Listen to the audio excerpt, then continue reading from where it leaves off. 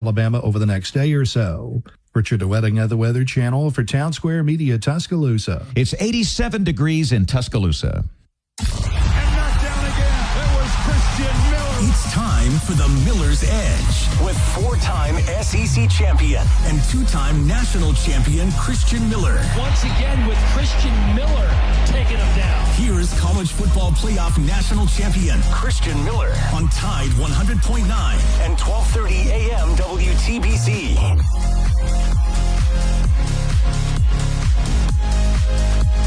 And welcome into this Talking Tuesday edition of the Miller's Edge. Tide 100.9, 12:30 WTBC. Hope you guys are doing well and ready for another day here of some good old football talk. SEC Media Days officially underway down in Tampa. Day 2 is currently going on. Some more interesting, folks on the podium today. Reed behind the glass, welcome back. I know it's been a while. Reed, I think, has been enjoying a little bit of a vacation, if I'm not mistaken, and glad to have him back behind the glass. But Reed, we got Georgia head coach Kirby Smart and Alex Golesh, new head coach of Auburn. They've spoken today, so we can talk about that, play some clips from those two head coaches. I know those are a little bit, anticipated, at least for me. I thought they would be some good ones. But still, and I just was talking with you and Chase about this, maybe it's just me, but I feel like SEC Media Days so far, at least through 2 days, I know we're waiting on Wednesday, tomorrow, the big day, head coach Kalen DeBoer, joined by Bray Hubbard, Ryan Coleman-Williams, and Xavier Brown. I mean, that's, what we're all waiting for. But at the same time, I feel like normally there's like some good tea, right? I'm going to use a term from the young folks, right? There's normally some tea coming out from SEC Media Days, maybe some sound bites, somebody kind of saying something that kind of makes some headlines or makes some shock waves to the media world. But maybe I'm just missing something, but I haven't really seen anything like major so far, which is, I guess, I don't know, professional. I mean, you know what I'm saying? I don't know. It's just different. Like, I feel like normally somebody's said something. But it just seems a little just kind of normal, which is cool. Nothing wrong with that. We'll take it. I'm just excited to talk about some football, so we'll definitely do that. I guess there was one comment, and that was from the new head coach at Kentucky, kind of basically giving his answer for why he believes that he's the man for the job that can kind of turn things around for that Kentucky football program. We know there's so much emphasis on basketball, and, of course, a lot of resources go to basketball there. But the former Oregon offensive coordinator was very confident of himself, and I know that at least is one topic we can talk about. But in terms of a recap from yesterday, wasn't anything huge. I know Josh Heupel spoke, Eli Drinkwitz spoke. We talked about Kentucky. They were also at the podium. I mean, but there wasn't anything major. But again, we'll recap a little bit of what's gone on today so far. Day 2, again, Auburn, I want to throw Alabama out there. Maybe I'm just so eager. Auburn, Georgia, South Carolina, and Vanderbilt. So several teams that Alabama will face. 3 of the 4 teams that are speaking today. Alabama will, in fact, 3. Georgia, Auburn, and South Carolina. 3 of the 4 teams Alabama will face. So maybe there'll be some more conversations. Maybe somebody mentioned Alabama a little bit. Haven't heard a bunch about Alabama, to be honest with you, outside of maybe the panels that are going on, just in terms of, Jordan Rogers and some of those panelists that are, speaking on SEC Nation and down there on set. Other than that, hasn't been too much name dropping for Alabama, which I know some folks seem almost a little concerned by that, Reed. Not concerned, but they're almost like, dang, why aren't people mentioning Alabama as much? I mean, it is what it is, right? I mean, I don't know. I mean, I guess you don't really need a whole bunch of bulletin board material. Kirby Smart allegedly got some for his receivers this morning. They asked about the wide receiver room, a position room that many people typically have question marks for when it comes to Georgia. I feel like everybody's normally pretty high on pretty much every aspect of their team outside of the wide receiver room. There always seems to be question marks there. And Kirby Smart said, hey, thank you for the bulletin board material. The receivers will definitely take that and use that to motivate themselves. So that said, we got plenty to dive into today, and we'll do just that on this Talking Tuesday. We look forward to being joined by Clint Lamb, who joins us every Tuesday here at the top of the hour. We'll get his thoughts on SEC Media Days and everything he's looking forward to from tomorrow when we hear from head coach Kalen DeBoer, which, Reed, if I had to guess, I would assume we're probably going to get a lot of the similar questions that we've heard, whether it was when we had Coach DeBoer here on our show, when he's joined various other shows, podcasts, whatever the case may be, questions about the offensive line that's been revamped or at least has replaced a number of guys. revamp to me, and I don't mean to sound disrespectful when I say this, but revamped almost sounds like you're like very confident in who you've replaced, and you've like made for sure upgrades. Since I don't know, I mean, I feel like we got a lot of youth still. I don't know if I would use the word revamp, but I guess, I don't know, rebuilt offensive line. You have a new coach there. I know they're probably going to ask him about the running game. Maybe they'll ask about his recruiting strategy. I feel like the questions will probably be the same from which we've been hearing, but I don't know. I guess here's a question for you guys listening via the chat or via radio. If you were attending SEC Media Days, what question would you have for head coach Kalen DeBoer? If you got to raise your hand and they called on you and you were allowed to ask one question to the head football coach here at Alabama, Kalen DeBoer, what question would that be? I'm curious what you guys think. Let's see if you guys can come up with some outside the box answers, because we all know, right, Reed, running game, the youth on the football team, the quarterback battle, the experience in the secondary. Maybe there's something about that group, but what questions would you guys have? Or if you had to pick one, I'm curious what you guys think. We can discuss that, and maybe we'll end up hearing that tomorrow. Maybe somebody will be listening to the show and you'll inspire them. I don't know. Probably not, but who knows? Never know. Other thing I wanted to mention real quick, Reed, because we talked about this yesterday, the whole Tom Brady, Logan Paul feud. I know you weren't here for that conversation. Did you see that clip where Tom Brady and Logan Paul, they had a little bit of a face-to-face on the stage, and maybe with Fanatics or wherever they were at, some type of event, resulted in Tom Brady smacking Logan Paul on stage, and they had to be separated and escorted off. We sat here and said, I'm pretty sure they're trying to build some type of storyline, especially when it's been going on as long as this has been going on, because it did not just happen yesterday. I kid you not. I get off the show and I see a tweet, Reed, from, all these wrestling pages. They, wrestle, I don't know, Fightful Wrestling or all these other Wrestle Ops. I don't know if you see those on Twitter, but allegedly, in fact, Tom Brady is in talks with WWE, possibly related to his ongoing feud with Logan Paul. So we know a thing or two about wrestling on this show, clearly, because we were spot on with that. They are trying to build something with that whole thing, potentially, which I want to say both Tom Brady and is it Ari Emanuel, one of the individuals or the higher ups in WWE. I think they both are part of the ownership of the Las Vegas Raiders. So there's clearly some overlapping there, and I'm sure that probably plays a role in maybe that whole deal with those two individuals. We'll see if it ends up happening. I mean, I could see Tom Brady in a wrestling ring. I don't see him doing some crazy match. I mean, when Pat McAfee got in the ring with, I think it was Gunther, he didn't do anything crazy. I'm sure Tom Brady could I don't know, he could probably last one match like that. Would be very weird, but who knows? Maybe we'll see that. And one last thing, and last but not least for sure, big celebration here. We just officially hit 5,000 subscribers on the YouTube channel here on the Miller's Edge. So big thank you to all of you guys that tune in, of course, wherever you tune in at, whether it's live on radio, the worldwide app, Tide 100.9 on the App Store, but of course our YouTube channel that, we've been building up. We've been posting extra content here. We stream the show, of course, every single day, Monday through Friday, and we officially hit that milestone yesterday, which was a big milestone we set for ourselves a few months ago. And then it quickly just kind of started shooting up as we started posting more breakdown videos. And I said, hey, let's try to hit it, but before training camp, the end of July, all that good stuff. And now we've officially hit 5,000 subscribers, which is super exciting and very inspiring, because that makes us, want to continue to build that. Next goal, I would say 10K, Reed, but I feel like, that's a little bit of a jump. Maybe we try to do 7 or 8. Then I don't know. Or maybe we just said it, go big, go big, or go home, right? Just say 10K.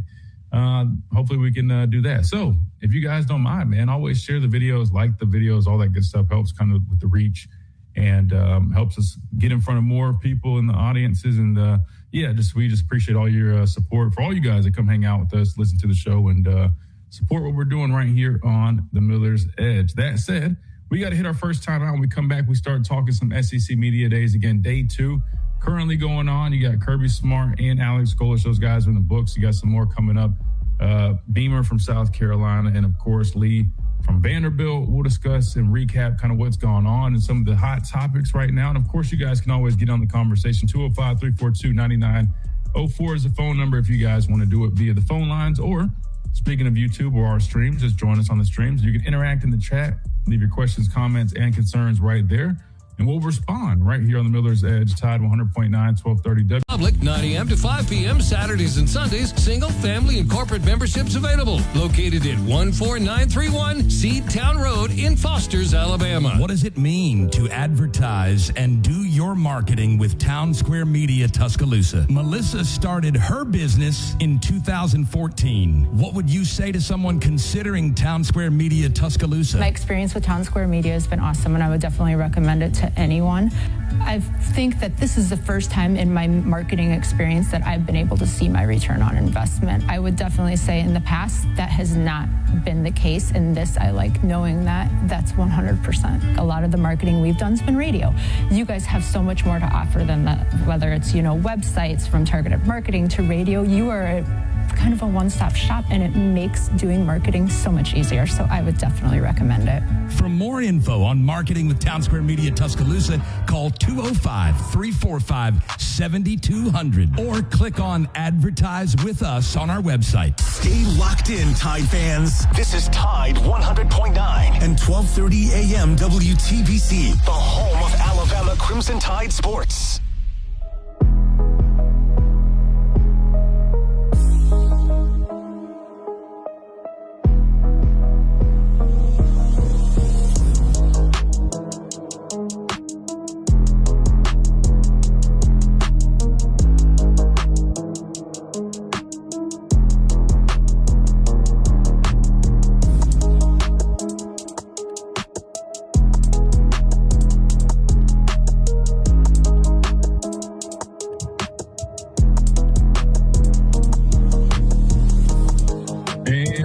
Into this Talking Tuesday edition of the Miller's Edge, Tide 100.9, 1230 WTBC. Hey, let's keep on rolling, Reed. We got plenty to talk about and plenty to discuss. We'll do that, and we'll keep hitting your chats and comments and all that. So keep dropping them. If you guys have any questions, I got to do better about reminding you that.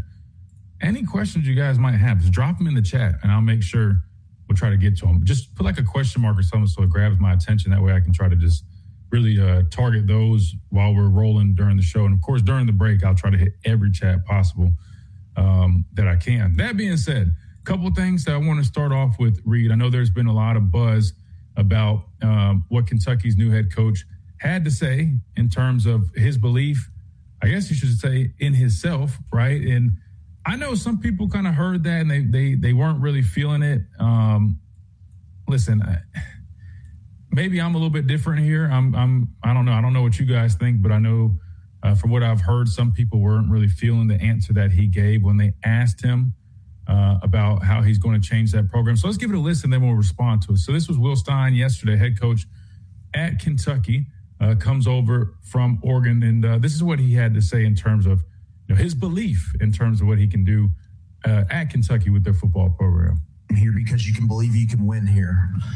Why is that? Kentucky historically has fought against a narrative, against perception. Why do you think you can win big here?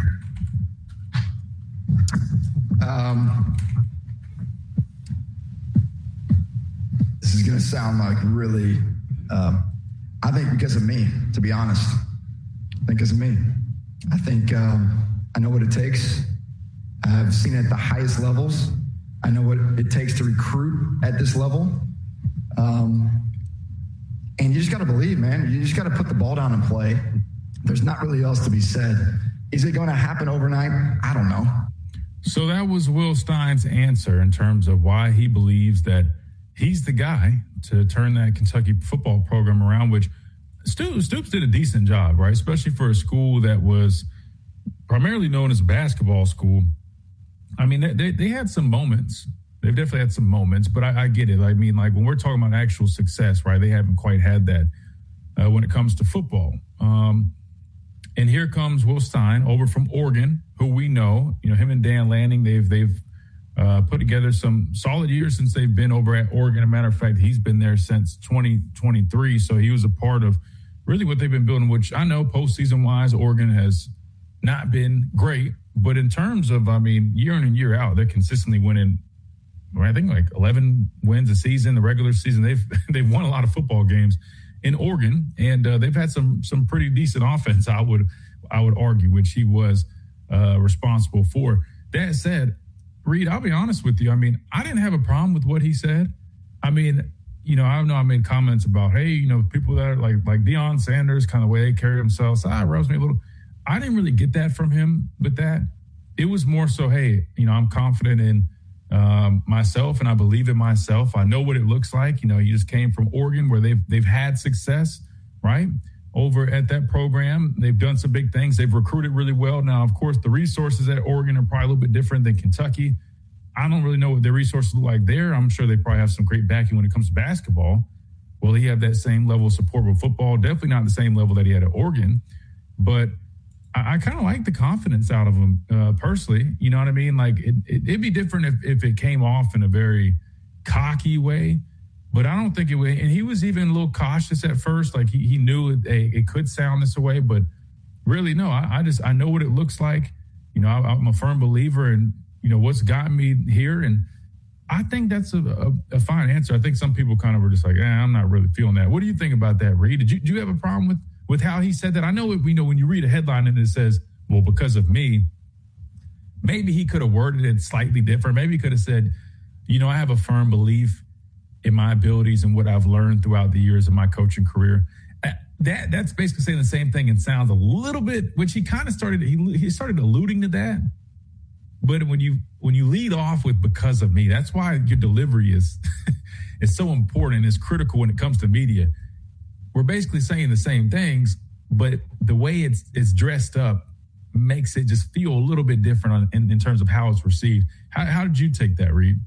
Yeah, Christian, well, you kind of took the words out of my mouth, and for the people that aren't on the stream and really listening, Will Stein didn't immediately answer that. Let's go ahead and recognize that, too. He took a second, kind of acknowledged it, because if he immediately did that, I also kind of feel like that is kind of a sense of a little bit, kind of cockiness. And it's kind of to the point that you were saying, though, it is the presentation, because the fact that I was thinking when I saw the headline, like you pointed out, I was like, man, he's just saying it's me, like all me. But then now seeing the clip, it's really just him saying he's confident in his capabilities to turn around a Kentucky team that, like we know, is past few seasons and really historically has not been the top tier SEC program.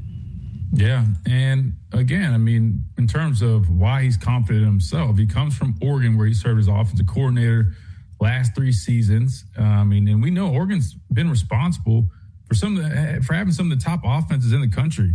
I mean, they've made the college football playoffs again. They've struggled a little bit once they got there. But in terms of we've looked at Oregon's, schedule and their record over the last couple months. And you look at it, they're consistently a 1-loss regular season team, right? They do well. I would argue that in terms of quarterback play that we've seen out of Oregon, that's solid. So, I get the confidence level, at least offensively. Now, I don't remember exactly a defensive coordinator and everything that they're rolling with there, but I think I want that type of confidence from my coach, from the guy that's leading my program. I don't want somebody that's just kind of like, I want you to word it a certain way, that way it comes off the right way. But you know what I mean? Like, you should believe that. Just like, when Kalen DeBoer came to Alabama, he didn't. Now, imagine if he said that.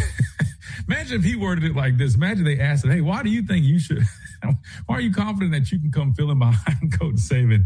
And he said, well, yeah, because of me. Yeah, because like that would sound kind of crazy, but it's really just the headline. Like when you see the headlines and it goes, Will Stein and why Kentucky can win because of me. The media knows what they're doing. These writers know what they're doing. Yeah, it looks a certain way, but when you see them say, when you listen to them sit up there and say, it's a totally different answer. And I personally have no problem with it. Plus, Christian, it's kind of in the instance of what would you want him to say, right? Because if I'm a Kentucky fan, I'm going to want him to be confident, because really just within what I've had to deal with the last few seasons, if I'm a Kentucky fan, I'm like, hey, I need someone to come in and try to, maybe not year one, but eventually change this program around. And if our first real big media event for our new head coach is he's not too confident in himself, then the hopes just aren't going to be high. Yeah, no, you're 100% right. And just a couple more numbers real quick while I had this pulled up. Again, Oregon's consistently been a top 25 offense. Remember, he was the offensive coordinator the last 3 seasons. Last year, they averaged 452 yards per game. That ranked 16th in the country. And then 36.9 points a game on average. That tied for 10th best in the country. So, the guy clearly, he's a good offensive mind. He knows how to put points on the board. That's going to be important. Now, again, there's more phases to football, more phases to the game. There's more aspects now that he's a head coach and not just an offensive coordinator, right? So there's a lot of challenges that he will face. But, I mean, I would be pretty optimistic if I'm a Kentucky fan and I heard that and I know kind of his background, where he just came from. Now, again, for me, the biggest question mark, I think there's two things, Reed, here.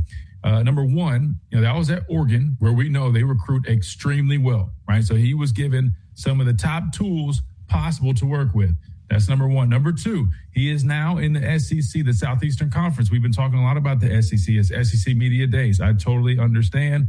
Oregon's now in the Big Ten. I'm not saying the Big Ten is the Big 12 or the ACC, but we continuously talk about the depth of the SEC and the schedules that you are expected to have when you are in this conference, right? I'm sure Kalen DeBoer would like to have a word with him and tell him, hey, man, I know we came from Washington. This is going to be a little bit different of a grind here, right? So he's got that in store for him, but we'll have to see how it turns out. And then I will say, I mean, Alabama goes on the road to face Kentucky.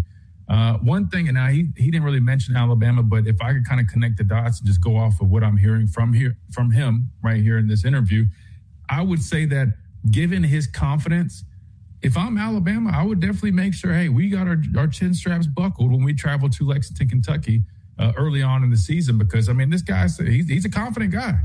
And one thing I know, even though the target is not as big as it was, the target on Alabama's back, that is, right? People still know that you can use Alabama as a stepping stool. I mean, look at Florida State last season, right? I mean, you beat Alabama. Alabama, people still are going to have their comments. Alabama is not the same Alabama as it once was 5-10 years ago. We all know that. But don't get it twisted. Best believe that guy's going to look at that game as an opportunity to kind of establish himself early in his Kentucky head coaching tenure.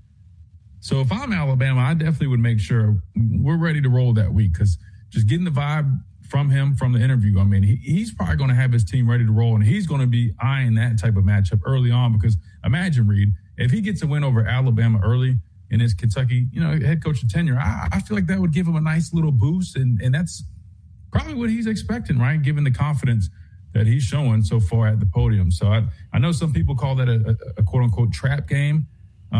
I know they brought in some good dudes. You got a new staff. Definitely think that is one you don't want to overlook. I mean, I think Alabama's a better team, but we all know that doesn't automatically equate in a win, especially when you have to travel on the road and there's a lot of newness. Yeah. Very similar to Florida State last year. A lot of newness on that team. You travel on the road early in the season. Hopefully that's not a similar deal that we see with this Kentucky game, but I totally do understand why there's a little bit of, I want to say hesitation or concern, but people kind of have their antennas up a little bit when it comes to that game early in the year. Yeah, and for those fans, Christian, the Bama fans that want some more clarification, when you say early, we're talking like, in my opinion, the real test of the season. This is the first SEC opponent that Alabama will face this year, I should say, on week 2. Yeah, and it's on the road. Yeah, first SEC game on the road as well. It's going to be a little bit of a challenge, and we all know, or at least if you keep up with football, you would have an idea that when you play on the road, it's always a challenge, but especially given you're going to have a whole young, new offensive line paired up with the new starter at quarterback, crowd noise, the distractions. I mean, it can be a lot. It can kind of overwhelm guys, right? If they're not really used to that or they don't have a whole bunch of experience. Definitely something to consider. Now, did I ever play at Kentucky? I know I played Kentucky. Wait, did I ever play at Kentucky? I don't remember. Anyway, at least it's, and no disrespect to their stadium or whatever, but just being honest, Kentucky's not necessarily LSU or Texas A&M, but who knows, man? I'm sure they're going to be fired up. Like you said, that's early in the year. They got a new coach. I don't know I got to look and see who their first game is, but I would assume they probably got a little bit of a cupcake their first game. It's going to be their first big game, and they're going to be fired up. We all know, like, there's differences, right? When teams haven't lost just yet, the passion, the excitement is still there. Once you get a little bit later on in the year and teams have lost a few games, it's a little bit different. Not saying teams aren't as competitive, but you get the point.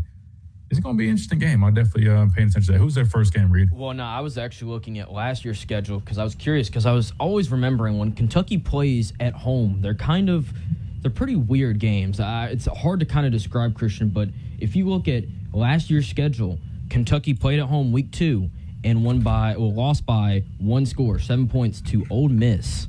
So, and that's a good Ole Miss team. Remember, I mean, Ole Miss made the playoffs last year. I know they still were going through some of their quarterback stuff at that time. I don't even think Trinidad was a quarterback. Yeah, but Christian, to your actual question, week 1, Kentucky plays Youngstown State or Youngstown State. Hey, don't ask me for the pronunciation, because we all know I butcher names, pronunciation, all that stuff, and I'm now mixing Spanish and English words up because my brain's all back and forth. But yeah, there you go. So they're going to be confident. We can probably say that's going to be a dub. They're going to go into the game undefeated, even though it's just 1-0. But still, the excitement is going to be there. People are going to be fired up. You got Alabama coming to town. It's going to be a good one. So we got to hit a timeout. When we come back, we keep on rolling. We're recapping a little bit of day 1 from SEC Media Days. We'll talk about day 2, Kirby Smart, as well as Alex Golish, 2 opponents that Alabama has in their schedule this season.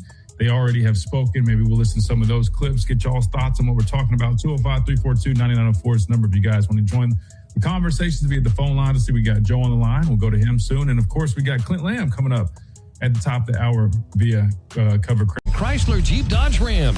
Lease a new 2026 Chrysler Pacifica Select for $421 a month for 42 months, $39.99 due at signing.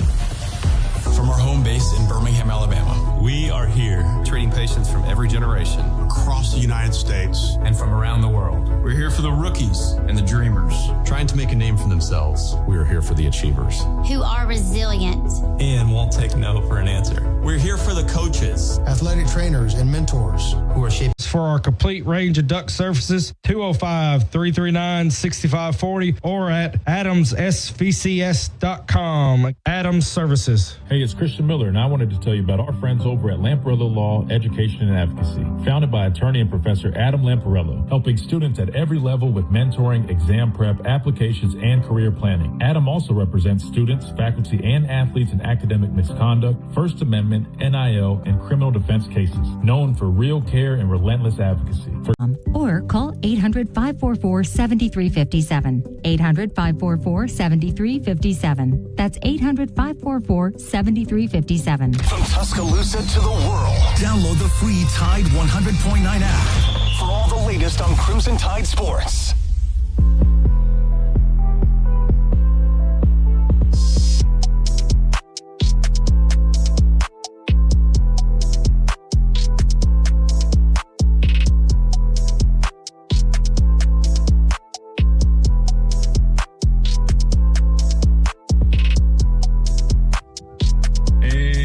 Back into this Talking Tuesday edition of the Miller's Edge, Tide 100.9, 1230 WTBC. We're talking SEC Media Days, day 2 officially underway, and we're recapping a little bit from yesterday, talking about what's happening today. But we're going to take a quick little segue here and go to the phone lines, 205-342-9904. We got Joe up first. Joe, welcome in.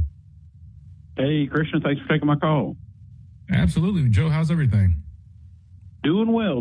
Man, I got a lot I want to touch on, Christian, and I'm really enjoying the show, by the way. But, first, as far as the media days, this is the way, as a Bama fan, Christian, this is the way I see it.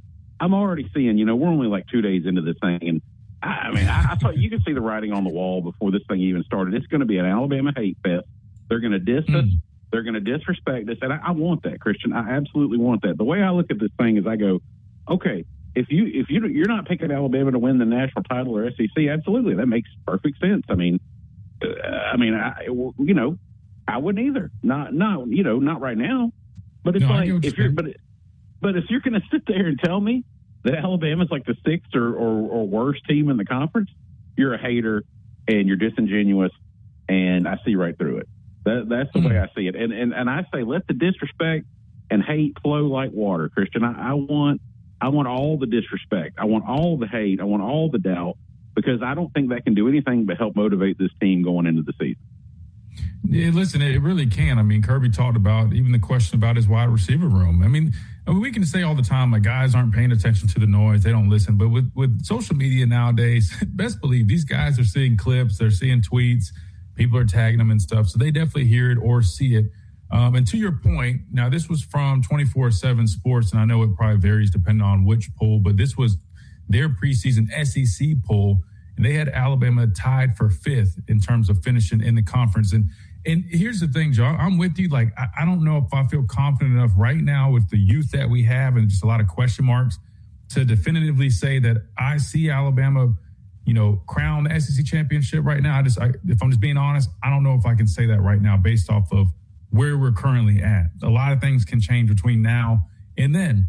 However, I look at Georgia and Texas. Those are going to be your leaders, in terms of, I guess, preseason lists. But then you got Ole Miss, which is a curious one. I mean, Trinidad Chambliss, we've heard, if you've been listening to SEC Media Days, everybody's talking about him. And rightfully so. I do believe he is the top quarterback in the conference. Texas A&M, a lot of people are optimistic about them. And then you see Alabama. Oklahoma, I think, is a really good one. They've got a tough schedule. LSU, you get Lane Kiffin, a whole bunch of talent via the transfer portal, but how quickly can they put that team together and get rolling? That's a big question mark for them. So I think it really just depends, Joe, on the perspective. And I always go back to, do you have a glass half full or glass half empty approach when it comes to Alabama? What I mean by that is if you look at the results from last season, you'll say, hey, Kalen DeBoer in year 2 made it to the SEC championship. They won 4 straight ranked games within the conference. I mean, they've definitely done some really good stuff. But then if you look at it from the other spectrum, it's like, but they have these performances where they're inconsistent. They haven't been very physical at the line of scrimmage, right? They do good, and then it seems like the wheels start falling off. And so I think depending on who you're talking to and what perspective they really lean into, that will give you your answer on that. But I'm with you. I think if you have Alabama too low, you're leaning way too much into the negative, and you're overlooking a lot of the positives and the encouraging signs that they have showed. I agree 100% with you. No doubt. And the thing that bothers me, Christian, is like, I get it, time will only tell how things are going to go with Coach DeBoer. And I support the guy, and I'm rooting for him, absolutely. He just seems like a good guy. And I want, not even being an Alabama fan, I just want to see him do well. And I want him to shut these people up. And the thing is, what really irks me, Christian, is the double standard. Like, for example, I get nauseated when I see some of these coaching lists. And I'm not saying these guys aren't good coaches, but let's start with a couple of these media darlings. Okay, Sark. This will be his 6th year at Texas. Remind me what he's won. Nothing. No national titles, no SEC titles. Yes, he's done a good job. Yes, they've been competitive, but he ain't got it done. He absolutely choked in that game against Washington a couple years ago. I'm sorry. They had more talent. They should have won that ball game. Credit Washington, but it's a fact. And as far as Dan Lanning, he got embarrassed just as much, if not even more so, by Indiana than we did. You don't hear a peep about it. And by the way, that was his 2nd year in a row getting destroyed in the playoffs, consecutive years. You don't hear a peep about it. So, and my thing is, and I'll end with this. Sorry, I know you got to run, but I had a couple questions about the schedule. I'm not understanding the rotation. When I look at our schedule, like, okay, we're playing Georgia and South Carolina and Vandy all for the 3rd year in a row, but yet Oklahoma we've played the past 2 years, but we're not playing them again. I'm not understanding how some of these teams rotate on and off. Yeah, so from my understanding, it's supposed to be you have your permanent opponents, and then you're rotating everybody else every 2 years, right? And that way you get a home and home, and then you also get to play other teams in the SEC. That was the whole point of doing away with the East and West. To your point about Georgia, is it maybe because that didn't become a factor until the following year, and maybe we already had Georgia on the schedule, and that's why it's lining up where we're playing them 3 times? I'll have to double check on that. It could be. It might be, Joe, if I'm being honest with you, because the way we just discussed, that's how it's supposed to work. You're right. It's supposed to be basically what I just said. But, I'll have to double check on that. But to your point about Sark and Lanning, you're 100% right. Listen, I'll be the first one to say, even though like I try to see things objectively and I try to give them credit, I hope I don't come off like I'm giving them any favoritism. But you're right, because I hear other people, it does seem like a double standard. They don't really mention some of those shortcomings for those coaches, but with Kalen DeBoer, it seems like that's at the forefront. The only logical explanation that I would probably come up with is he's at the University of Alabama. And we just know that the standard here is going to be different. People are going to hold you to a higher standard, whether it's right or wrong, given the history of this program, especially the recent history with, Coach Saban. That it is what it is. But you're right, though. If we're being honest here, Lanning got exposed by Indiana just as bad, if not worse. And that did make 2 years in a row because Ohio State pretty much boat raced them, in the Rose Bowl the year prior. Then you mentioned Sark. He's made it to a conference championship game. Matter of fact, 2023, his first year in the SEC, I think, was the year they made it, and they lost. And then outside of that, they've kind of been underwhelming, especially given the fact the resources and the talent that he's had to work with. So you're 100% right. I feel like they're kind of in a similar boat as Kalen DeBoer in terms of they've done well and they've kind of had some moments that didn't live up to the expectations. But it seems like with him, it's like times 10. And I hate that for him, but I also understand that's unfortunately just kind of part of being the head coach at the University of Alabama. Do you agree with that, Joe? It's probably the fact that he's 100%. At Alabama. If he was 100%. At Ole Miss and he had the last 2 years that he's had, he'd be getting praised. The conversation is entirely different. But I think, being at Alabama, that's kind of what comes with it. And I think the good news is he's handling it well. I mean, I'm sure it's stressful, but he's made some changes this offseason. It's only been 2 years. That's why, even though it might come off like we're critical here, we're critical of everybody. We try to be objective. But I think it's important to give him time and let him do what he needs to do to build what he needs to build. Because, the first year you're falling right behind Coach Saban. He was left some good players, but not necessarily all of the elite players that some may have thought we had. Year two is still a little bit of a transition year. And now it feels like this is the first year where he has majority of like his guys, his people, his culture has kind of been built at this point. Now I'm excited to see where it goes. Now, after this year and maybe the next, if we're still seeing similar things and it seems a little stagnant or maybe even going the other direction, then I think it might be a little bit more fair to get a little bit more serious with some of these conversations regarding him. But I think right now, a lot of Bama fans should be just a little bit more patient with him. Oh, yeah. And for me, Christian, something I tried to do is I thought back to when the announcement came down, the day I found out that Coach Saban was retiring, and those following days, a week or so, 2 weeks, with your players getting in the portal left and right. It was scary. Like, Christian, this thing, a lot of people may not realize, like, this thing could have really gone south in a hurry. So he's kept the program stable. He's winning at least, I just think we got to give him time, and I'm hoping, I don't know, you think psychologically with him getting that extension at the end of last, do you think maybe that helps him? Maybe it's like, okay, now I don't have as much pressure on me, or I guess the pressure is always going to be there regardless. No, I think that's a good point. And he's kind of alluded to that in some of the interviews that he's done since receiving that extension, that the fact that him and pretty much majority of his staff, because they all got extensions outside of Ryan Grubb, Freddie Roach, and Robert Gillespie, they can kind of, and not necessarily like you have a breath of fresh air, but just understand that, hey, the staff, the administration, they believe in what we're doing. Now we can kind of really focus in on kind of what we're building here. And maybe there's a little bit less pressure, even if it's just a little bit. I think that is something to consider. So, no, I think that is a very fair point. And he's not worried about every single game. It's like he's coaching for his job. Now, granted, there's still going to be high stakes and pressure. But once you lock him in like that, it does probably give him a slightly little bit more, I guess, not comfortability. I don't want to use that word, but just confidence in kind of what he's doing and can really lock in on the games itself. But, no, I think that's a very good point. And you're right. I think just give him some time, see how it goes, and just kind of go from there. But listen, anybody taking over for Coach Saban, they're going to have, one of the tallest tasks probably ever in college football. And I think he's done one of the better jobs at managing that. Has it been perfect? No. Are there some things that we need to continue to work on and clean up? Absolutely. And he'll be the first one to tell you. But overall, in the second year, post Coach Saban retiring, making it to the SEC championship and making the playoffs and getting a playoff win on the road, those are things to really, hang your hat on. And I think at the end of the day, in this new system, in this new era, I know it used to be championship or bust. I think now if you can make the college football playoffs year in and year out and give your team a chance to make a run and be competitive year in and year out, I think that those are kind of the expectations pretty much for everybody at the top. And as long as he can kind of maintain that, I think he's in good shape because, like you said, stability is really important in this day and age. Hey, Joe, man, really good conversation. I really appreciate you calling. Great stuff, man. Thanks for taking my call, Christian. Y'all have a great day. Enjoy the show. Absolutely. Thank you so much. You too. Good deal, man. Always enjoy good calls like that, man. Nice back and forth and really good points, man. Joe was spot on with everything he said, man. Really good stuff. We got to hit a timeout. When we come back, we've got some more phone calls to get to. See, Digger's on the line. I know he's y'all's favorite.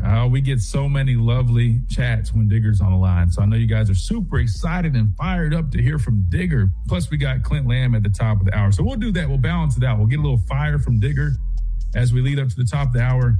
Then we'll hear from Clint Lamb and bring it kind of back to reality a little bit. Right here on the Miller's Edge, Tide 100.9, 1230, WTBC.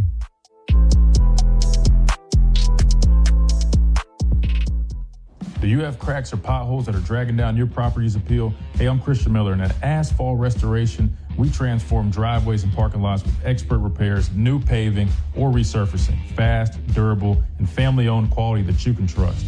Don't let small issues turn into big expenses. Call 205-393-91. Joint pain and more. No referral? No problem. Search DCH Spine Care on Google. DCH's Spine Care Center. Get back in the game.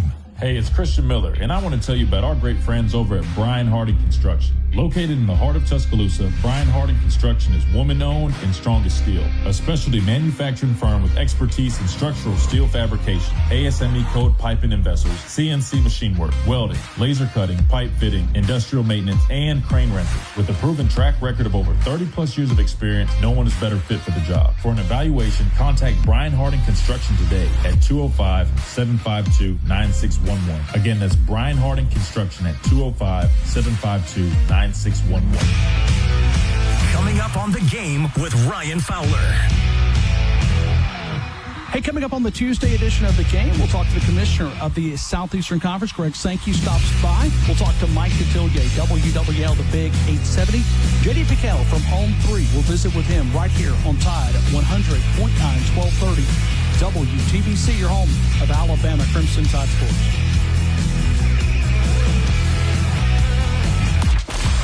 Longest-running sports talk show in Tuscaloosa. The Game with Ryan Fowler. Weekdays from 2 to 6 p.m. on Tide 100.9 and 12:30 a.m. WTBC.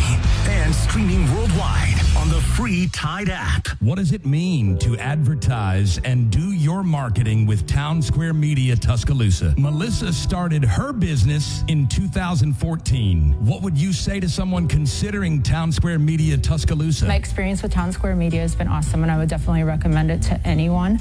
I think that this is the first time in my marketing experience that I've been able to see my return on investment. I would definitely say in the past that has not been the case. In this, I like knowing that that's 100%. A lot of the marketing we've done has been radio. You guys have so much more to offer than that, whether it's, websites from targeted marketing to radio. You are kind of a one-stop shop, and it makes doing marketing so much easier. So I would definitely recommend it. For more info on marketing with Town Square Media Tuscaloosa, call 205-345-7200 or click on Advertise with Us on our website. Tide 100.9 Tuscaloosa weather. Here's your Tuscaloosa and West Alabama forecast. Blazing sunshine, dangerous heat here this afternoon. A sweltering high, 97, feeling like 105, and a light easterly breeze. Partly cloudy, muggy tonight, 77. Dangerously hot tomorrow, 96. With a slight chance of storms and a better opportunity for storms on Thursday with a high 93. Tropical storm Bertha will continue to bring some gusty winds and showers and storms to southwest Alabama over the next day or so. Richard DeWetting of the Weather Channel for Town Square Media Tuscaloosa. It's 93 degrees in Tuscaloosa. 24/7, 365.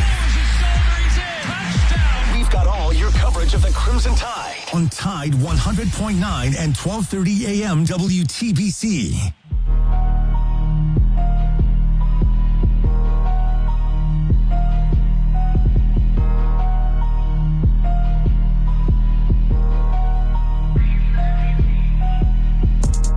And welcome back into this Talking Tuesday edition of the Miller's Edge, Tide 100.9, 1230 WTBC. We only got a few minutes for this top of the hour break, and we got Clint coming up. So let's get Digger on here quick, and then we got a super chat that I'll get to in a minute. 205-342-9904. Digger, talk to me, man. What you got for us today? Would you say that DeBoer it's been the last 2 years at Alabama. It's been his worst coaching year. I mean, I don't remember him losing. In his career? Yeah. As a head coach, what was it? No, you said last year? Last year, you're saying the last 2 years? Last 2 years combined. I don't ever remember him losing 4 games a year. You?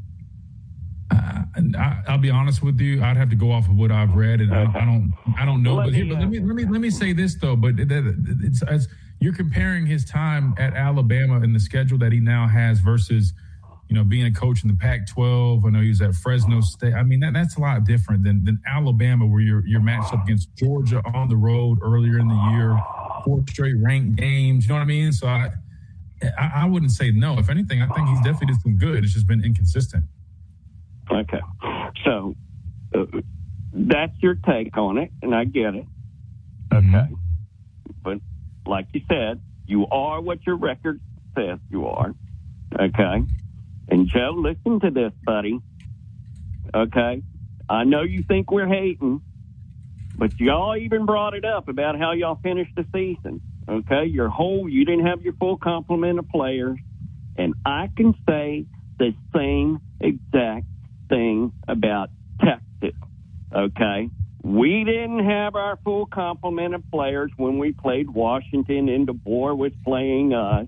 Bijan Robinson opted out for the NFL. He was the best player on the field that didn't play.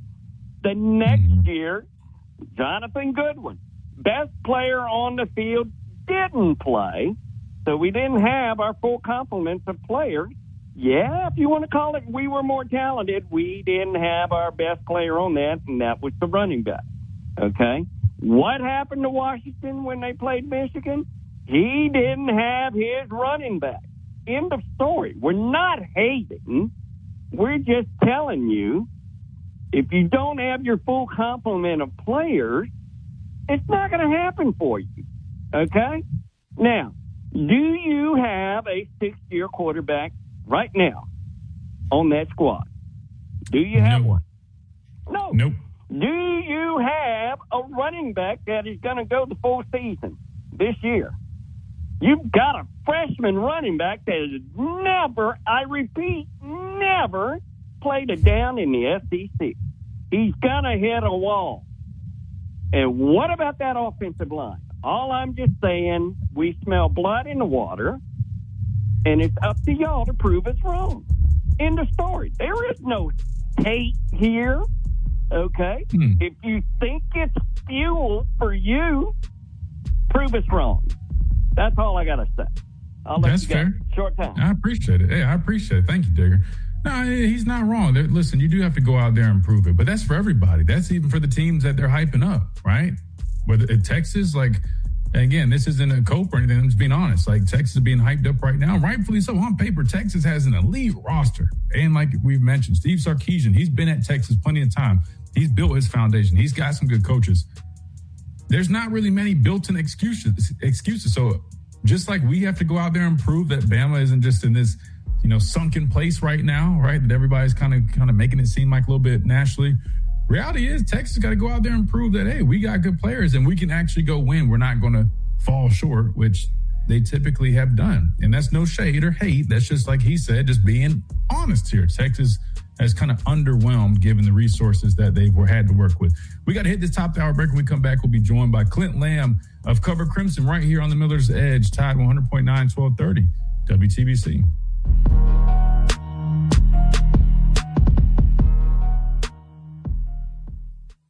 WTBC Tuscaloosa and W265CG Tuscaloosa, a Town Square media station. Tide 100.9 and streaming on the Tide 100.9 app. From the Fox Sports Studios in Los Angeles, Here's Steve DeSager. The Boston Red Sox won their 14th game in a row, 6-5 over Baltimore, thanks to a solo homer in the bottom of the eighth. The O's had won 7 straight, but committed 4 throwing errors. The Yankees were 8-5 winners over Pittsburgh, but the Yanks are still second place in the AL East, still a game and a half behind the Rays. Tampa Bay ended a 5-game losing streak with a 7-1 win at Toronto. Cleveland hit 7 home runs in beating Minnesota and all-star pitcher Joe Ryan 13-4, but the White Sox are still a game up on Cleveland in the AL Central. White Sox won again 10-3 at Texas. Milwaukee now has the major's best record after beating the Mets and Freddie Peralta 8-3. Philadelphia downed the Dodgers 10-7. Houston sent Miami to a 7th straight loss 8-5, and the Angels with 2 runs bottom of the 9th edged St. Louis 3-2. WNBA New York in overtime won at Dallas. What does it mean to advertise and do your marketing with Town Square Media Tuscaloosa? Melissa started her business in 2014. What would you say to someone considering Town Square Media Tuscaloosa? My experience with Town Square Media has been awesome, and I would definitely recommend it to anyone. I think that this is the first time in my marketing experience that I've been able to see my return on investment. I would definitely say in the past that has not been the case. In this, I like knowing that that's 100%. A lot of the marketing we've done has been radio. You guys have so much more to offer than that, whether it's, websites from targeted marketing to radio. You are kind of a one-stop shop, and it makes doing marketing so much easier. So I would definitely recommend it. For more info on marketing with Town Square Media Tuscaloosa, call 205-345-7200 or click on Advertise with Us on our website. Coming up on The Game with Ryan Fowler. Hey, coming up on the Tuesday edition of The Game, we'll talk to the commissioner of the Southeastern Conference, Greg Sankey, stops by. We'll talk to Mike Detillier, WWL, the Big 870. JD Piquel from Home 3. We'll visit with him right here on Tide 100.9, 1230 WTBC, your home of Alabama Crimson Tide Sports.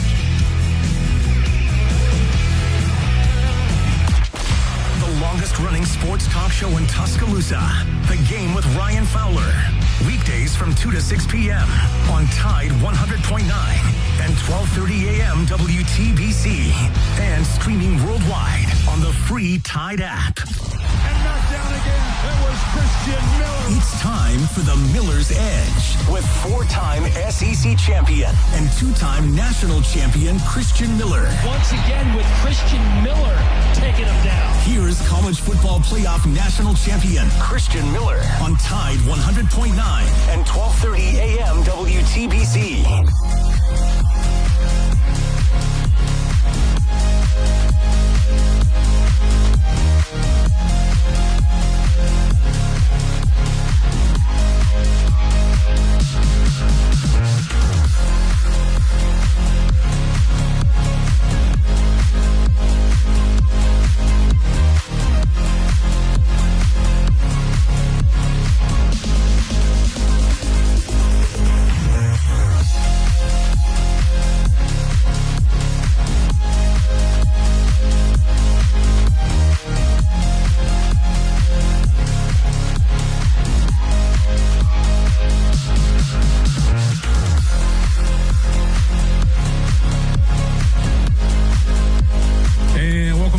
Talking Tuesday edition of the Miller's Edge, Tide 100.9, 1230 WTBC. We're talking SEC Media Days, day number 2 officially underway. Kirby Smart, Alex Golish, and others taking the podium, but now we're joined by Clint Lamb of Cover Crimson, who joins us every Tuesday here on the show. Clint, welcome in. I'm sure you're fired up. We got SEC Media Days here, finally, plenty of content and new conversations to talk about. How's everything, brother?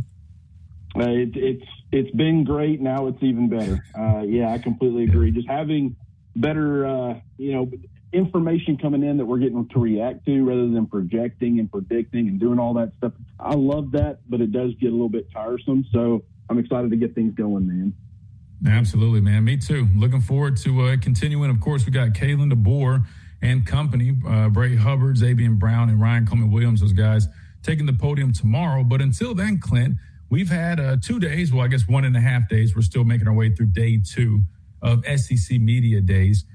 In my opinion, I feel like there haven't been like too many big headliners so far. I feel like this year seems a little bit more maybe quiet. I don't know if it's just there's not as much drama, which is probably a good thing. But for us content creators, it wouldn't be bad to have some more headlines. But outside of Will Stein kind of saying, hey, he believes he's going to be the reason that Kentucky program is turned around, I haven't really heard anything major. Has there been any through, I guess, 1.5 days, or partly through day 2, Clint?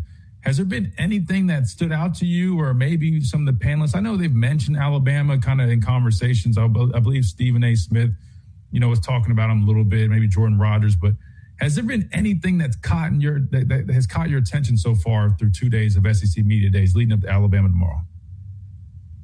As far as in regards to Alabama, there hadn't been a whole lot, and I think that is, to some, that might be concerning. Used to Alabama dominated. A lot of us content creators, every single day of SEC Media Days, you could do an article or a video kind of recapping everything that was said about Alabama because, obviously when Nick Saban was leading the charge, everybody always had questions and stuff and how it relates to comparing against Alabama or whatever. It's a different era. That's what's to be expected. You just lost the greatest college football coach of all time. I don't think it's a bad thing necessarily, but it is different from a content creation standpoint. But one thing that, obviously stood out was pretty, I guess to some people it would probably be funny, maybe to others it wouldn't, would be Kirby Smart being asked about the receivers and him pretty much saying that they're listening as far as all the criticism about them and how everybody's kind of sleeping on them. And they typically tell them not to listen to any of the outside noise. But in that case, those guys are certainly listening. I thought that was interesting because there aren't a whole lot of position groups that you can do that with when it comes to Georgia. I mean, Alabama's going to face those kind of questions. LSU, even with Lane Kiffin coming in and everything as far as turning that roster over, Ole Miss, Oklahoma, Texas. I mean, to some extent, I suppose everybody's going to face those types of questions or concerns, but I don't blame Kirby for wanting to motivate that group, and there is some potential there, but it has been a little bit, so far at least, a little bit lackluster as far as the headlines go. Yeah, no, I agree. I was just wondering if I was the only person that thought that. I'm like, man, I feel like it's a little slow. But, of course, we got Alabama taking the podium tomorrow, and we'll have plenty to discuss then, which I'm definitely looking forward to. I know Roman Harper, I think, had mentioned Alabama's defensive line. I want to get your thoughts on this, Clint, claiming that they could potentially be elite. Now, when you look at this defensive line unit for Alabama, clearly there's a lot of depth, a lot of new faces. You bring in Tompkins via the portal, Green via the portal. Of course, you got guys like Yonze. I just throw him in there. I know he's the edge guy. He's with the Wolves, but I guess we can include him. I think Roman's alluding to that here. But, Simmons, a young guy that people have a lot of high expectations for. We know the depth that's there, but I still think there's still some answers that we need in terms of, how much these guys or these individuals are going to contribute and what their ceiling might look like, right? We've really only seen in the spring some of what they did, which was very positive. I think a lot of people walked away impressed, including myself, with this defensive line. But for me, one thing I know is, hey, they're going against an offensive line that was new, they're green, they're young. I want to see a little bit more of that maybe in fall camp. Then also, of course, I'd love to see it against another opponent. What do you feel like is your outlook on this defensive line? Do you think they have the potential to be elite? Because when I think of elite, Clint, of course, I can't help but think back to the guys that I played with, right? I mean, because those guys were elite. We're talking about, first rounders, guys that are setting records, Nagurski Award, all type of awards, you name it. So, I mean, I don't know when we say elite, I don't know what we're talking here, but what is your outlook on that defensive line? And do you think they have the potential to be elite in 2026? If that's, your definition of elite, which I think is a pretty fair definition, by the way, then probably not. Now, granted, there are scenarios where they could be. If you include Yonze Pierre on that defensive front, if Devin Tompkins ends up being kind of the inside-out option that they're hoping that he's going to be, if Steve Boomwa ends up being that dude, which I certainly think he's capable of, he just, the consistency is going to be something that we continuously bring up with him until he proves otherwise. London Simmons, does he take the next step? How good is Terrence Green going from more so being in a rotational role to being kind of a starter like we're projecting? These are all questions that we have. Where I think Alabama up front is at its best is the depth. There's so many guys. I mean, even guys like Edric Hill and Jeremiah Beeman and Isaiah Faga, these are players that I don't know exactly where they fit in the pecking order.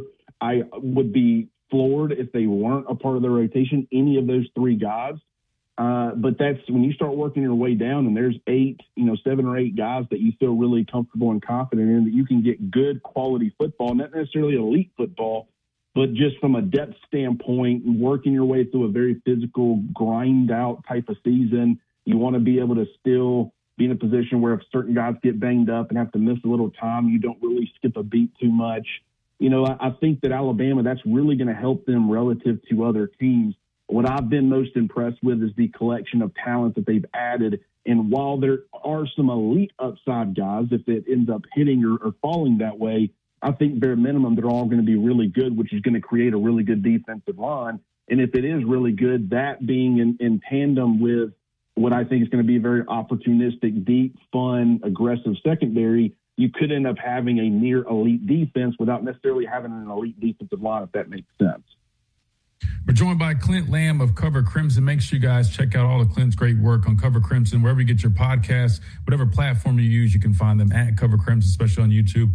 On X, his personal is at Clint R. Lamb. Clint, I got a question about the secondary for you. It's one thing that constantly comes to mind when I keep hearing the news about the guys that we're targeting, and that is we clearly love the length in our secondary. And I get it on paper, and when you see these guys getting off the bus and you're warming up and you're like, damn, those are the cornerbacks? I thought that was a receiver room. It's impressive, and it looks great. And I understand when you want to run a lot of zone, a lot of those guys are probably going to excel in zone schemes, right? I mean, that's typically what they're known for. Not saying you can't have anomalies, guys. Maybe even DJ Lee, I still think he's going to be a little limited when it comes to man coverage. I've noticed they typically, even when they play man, he's normally pretty far off the ball. He's not pressing a whole bunch, which leads me to my question for you. It seems like all the targets, Clint, over whether it's JUCO I've seen, high school targets, all these guys, like at first it was kind of funny, but now it's like, all right, every single guy is like 6'3" and up. And I'm like, it was cool at first until I realized next year and the year after, we might have a cornerback room, like not even joking, like nobody is under 6'3", which from my experience, what I know is, hey, in this sport, most guys that are taller, they're not going to have that same change of direction, that same hip fluidity. Some guys, again, might be, outliers here, but it kind of makes me wonder, are they going to find ways to still get some of these guys like a 6? To me, I think the sweet spot is like a 6'1" guy who's got good length, but he still moves with like a Xavier Brown, right? He's kind of your all around, can play man, can play zone, still has good length, maybe not elite length, but it's still really good. Are there any concerns when you look at the guys that they're targeting and you're saying, hey, I don't know if that's going to set us up to be a little, have a weak spot when it comes to playing man coverage? I mean, how do you view the direction in which they're going with the secondary, given all these guys, it seems like are getting taller and taller every year? Well, it's a great question. It's one that I've asked myself as well. It's something that people that watch our show have certainly asked. And you're right. I do think that they're predominantly going to be very zone-based. I mean, that's been what they've been, under Kane Womack anyways. Now, granted, you got to play man sometimes. And I think that there are certain situations where Alabama could be left somewhat vulnerable, in some of those instances. I completely agree with that. Now, granted, Xavier Brown, you talked about him, but I think as far as carrying receivers vertically, he's been kind of susceptible. I don't think he's the best at that. Now, granted, don't think he's a liability in that area. Just don't think it's a strength relative to other stuff. But they do look for those bigger corners who have what they call, I've heard Kane Womack call corner feet, and guys who can play man-to-man. Now, granted, as you mentioned, there's going to be limitations with some of that. But Zion Gibson is one of those guys who's not nearly as long. I think he's got fantastic feet. I don't know. I know that a lot of what Kane Womack is and what kind of he has built his defense around, and it has been viewed through the lens of the Legion of Boom, Pete Carroll and the Seattle Seahawks. And you had a 6'4", 220-pound Brandon Browner. You had a 6'3", 190-pound Richard Sherman. And, that was kind of their starting group. And granted, other guys over the years, once Browner was lost, you brought in some more undersized guys. But overall, they were very, very effective despite having a 6'4" and a 6'3" corner. But, at the same time, just like with any defense, there's going to be vulnerabilities. And I guarantee you, if I were to go back and watch that Legion of Boom, despite the fact that it was viewed as well as it was, I'm sure it had some problems at times with certain receivers or certain types of offenses. And so that's always going to be something that you look at. But I think there are vulnerabilities with a lot of stuff. If you get too big, with your defensive front to try to be able to stop the run, that could limit you as far as getting after the quarterback. If you get too small, so I get what you're saying, where you like to have kind of a mix of both. And I think to some extent they will. Chuck McDonald's 6'1". Like I said, Zion Gibson, I think, is 6 foot or 6'1". Ivan Taylor's not super long. Dre Kirkpatrick obviously isn't. And I'm sure Hayden Stepp, had they gotten him, I think he's a shade or a little bit under 6'3". I'm not 100% certain on that, but there are certain guys, I think they're looking for a particular skill set, and a lot of the bigger players, they feel like they can win. But anytime you build it a certain way and you are limited to that style of player, there are, going to be some limitations. You got to work your way through that or around that if you can. Yeah, and I really like your comparison. That's a great way to put it for any fans that might be a little, not confused, but maybe not understand quite to what we're talking about when you mentioned the defensive line, right? Like, of course, everybody would want, in their head at least, these massive bodies up front. But when we talk about limitations, right, it's kind of like when you make a character on 2K. The taller you make him, he's not going to move the same. I mean, God doesn't give you all the attributes. That's just not fair. So the defensive line comparison made is a really good one, right? It's nice to be really big on the front, but you also still have to consider their movement, which could relate to their pass rush ability. Really good comparison you just gave there, Clint. I want to flip to the other side of the football because we just had Digger on the phone lines, and I don't know if you're familiar with Digger, if you've heard of him on our station. He's a big Texas fan. He's a frequent caller. But he mentioned our running back room, and it seems to me, not just him, but everybody's kind of putting their focus on Crowell and kind of having him as like the face of the running back room and assume that he's going to get the bulk of the carries, which I get. I mean, he's a top recruit coming out of high school. And then they always bring up the fact that, hey, he's young. He hasn't played.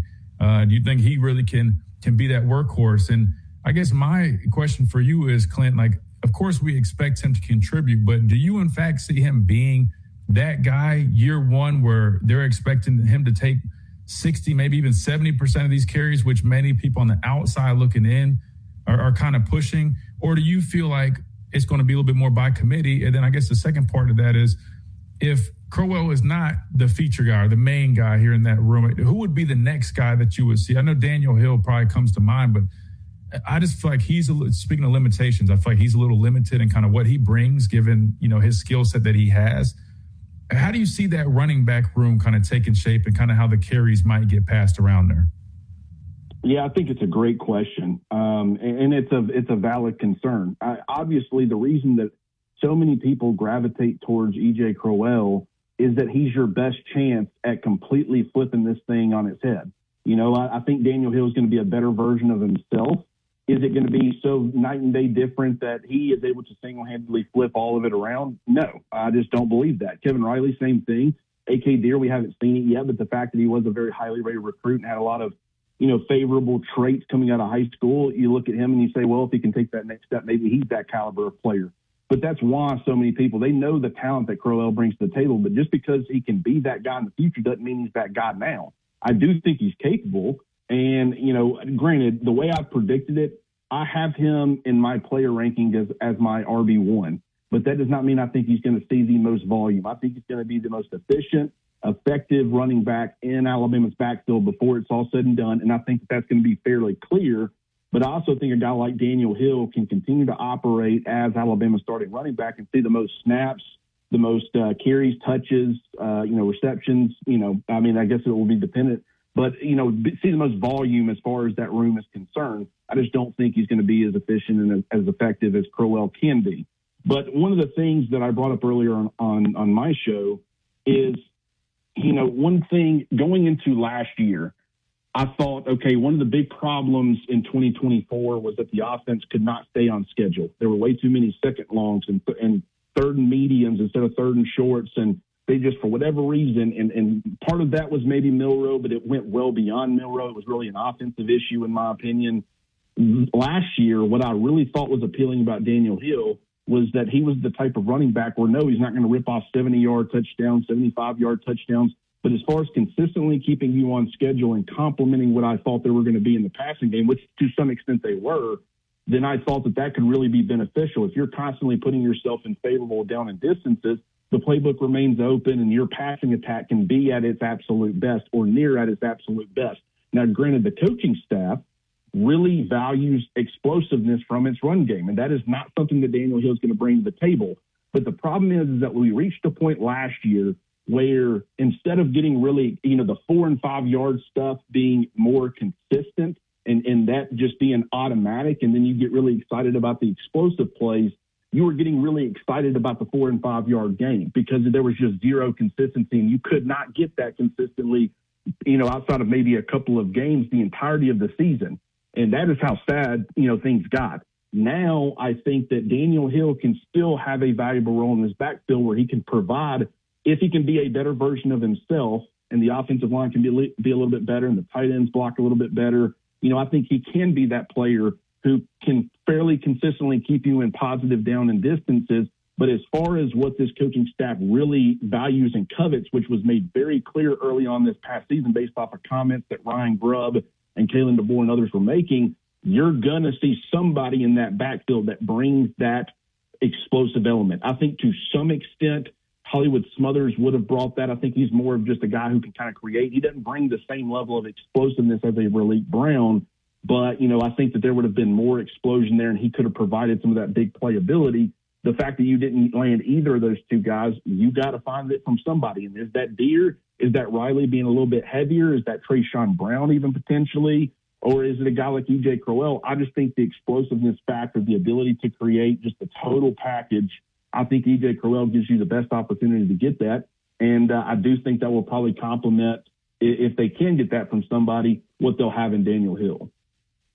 Clint, speaking on explosiveness and sticking with offense, one thing that I felt like last season took a dip was we didn't have many explosive plays. I know Ty Simpson with his deep ball just didn't really connect the way one probably would have assumed it would have, given his skill set and his offense and the receivers that we had. How confident are you that Alabama will be able to generate more explosive plays? I know you just talked about some of those on the ground with, some of the running game and some of those features, but there's still a lot of newness. You look at the wide receiver room. I know you got Latsier Brooks, Ryan Coleman Williams, but you'll have some young guys that are going to be dependent on. The depth is definitely interesting in that room as well. A whole new offensive line. We all know they're a big piece, whether it's in the running game, blocking downfield to get into that second level. That's where a lot of the explosives happen, having backs that can create, but also being able to protect for enough time. And the guy that's the signal caller, the guy who's making the throws, he's going to be new, whoever that is, whether it's Keelan Russell or Austin Mack. Are you confident that Alabama will be able to generate more explosive plays this season? I am, because I think the run game is going to complement it a little bit better. And I think the biggest thing, the explosives, at least early on, until Alabama demands respect with its run game from opposing defenses, I think the explosives in the passing game are going to be a little bit harder to come by. I think you've got to start really capitalizing and getting the explosives on the ground to then, in fact, turn things around and start getting more of the explosives more consistently from your passing attack, if that makes sense. That's why the run game is very important. Now, granted, early on, it's a new offensive line. There's going to be growing pains. We talk about that all the time. Hopefully they're able to get some of those. And I'm not saying that you can't get explosives in the passing game without having a run game. I mean, they did at times this past season. But I look at that wide receiver room, and I think that, Ryan is obviously an explosive playmaker. There's no doubt about it. He has to become more consistent with the hands, but, a little bit better, more nuanced of a route runner. But he certainly has that capability. We've all seen it. Derek Meadows is a massive body, but he's not a possession receiver, in my opinion. He's the guy that can win with size and speed, elite speed, or at least near elite speed down the field. So he brings a level of explosiveness that Darian Morgan can win down the field. We saw that on A-Day, obviously, but also he is a very creative and good, yak guy, creating yardage after the catch. And so getting the football in his hands and allowing him to kind of do some things and use that physicality. Lottie Brooks, is going to be a player who's going to be a reliable underneath guy, but I also think he's got the ability to win some downfield. I do think that you've got several playmakers who can generate some explosiveness with the offense, and that doesn't even include Rico Scott, who is one of the fastest players on the team. Granted, just because you're super fast doesn't necessarily mean that it translates to you being an explosive playmaker. I mean, I think Kendrick Law, from a pure speed standpoint, was Alabama's most explosive players a couple of years ago, and just you really never even saw him get any sort of downfield opportunity. So I still think Rico can provide some explosiveness. I just think there are a lot of options there where you can, but it will become a lot easier for those guys to do some of that if they can really start to get the ground game going, create the favorable situations where teams' defenses can't tee off on your pass protection and apply pressure on your quarterback. And then also just if you can really start making defenses pay for giving you favorable looks as far as your run game. And it's not just, hey, we're going to, we can commit very limited resources to the run game and they might inch their way down the field, but you're totally fine giving that up if you're a defense, because at some point they're going to make a mistake, a false start, a fumble, something. If you can actually start ripping off some explosive, plays on the ground, then you really can start to open up things for your passing attack. And I do think if they can do that, they got the playmakers there that can make some things happen. Definitely agree with that. Clint, before we let you run, I got one final question. There's a lot of youth and a lot of newness on this team, and you look back at last year, definitely were a number of areas that need to be better, just like any other football team. But if you had to choose one position group that you feel like will be the most improved in 2026, what position group would that be? Oh, that's you could take that in a number of different directions. Because things were so bad with the offensive line, you could say offensive line. I will say this. I feel like that right now, one of the things I heard Jordan Rodgers say earlier this morning was he was talking about Alabama's offense, and he said, tell me where they're better than they were last year. Ty Simpson compared to whoever starts this year, first-round draft pick, running backs, minus Jam Miller. I don't think he gave E.J. Crowell enough credit there. But I understand that it's also far from a guaranteed thing with them being younger. Wide receivers, you lose Jeremy Bernard, you lose Isaiah Horton. You bring in Noah Rogers, Sadarius Morgan, but it's less established guys. The one spot, that I feel like he didn't give Alabama enough credit is I think they're going to be better at tight end. Overall, I love Josh Cuevas, and Josh Cuevas is an NFL talent. I think if he was a little bit longer, he probably would have went a lot higher.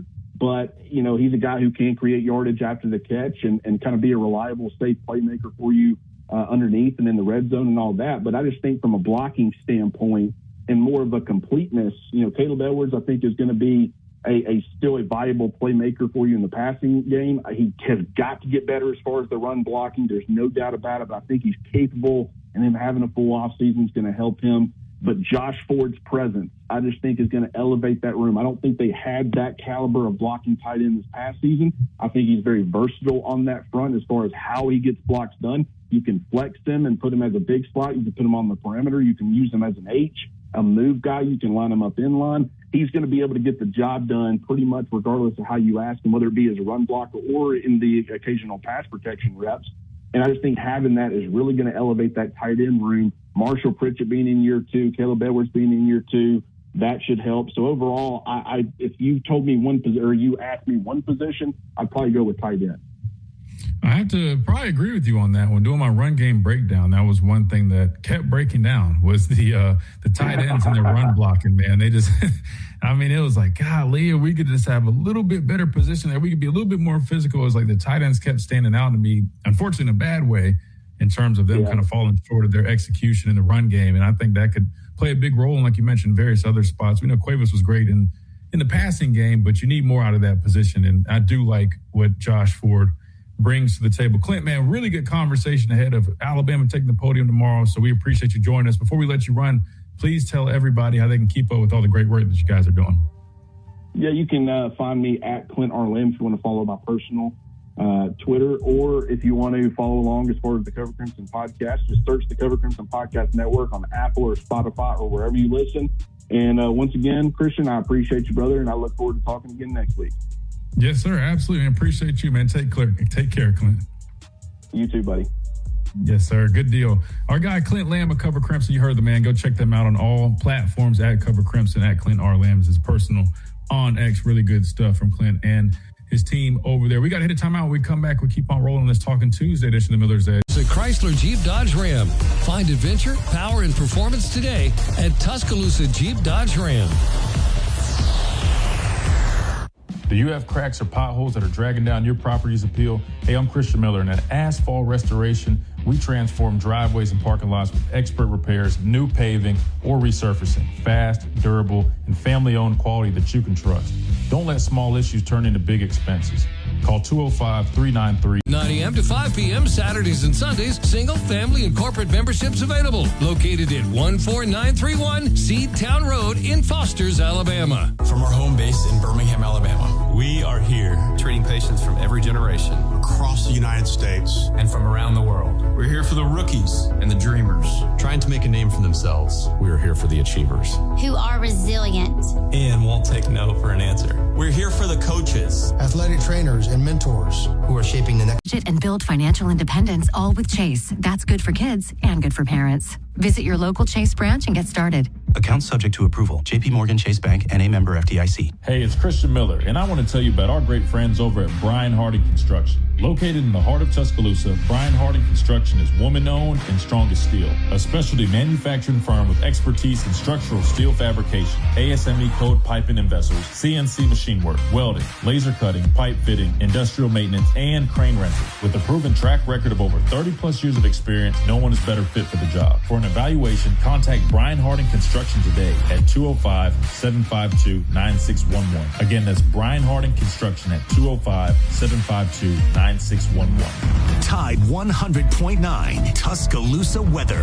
Here's your Tuscaloosa and West Alabama forecast. Blazing sunshine, dangerous heat here this afternoon. A sweltering high, 97.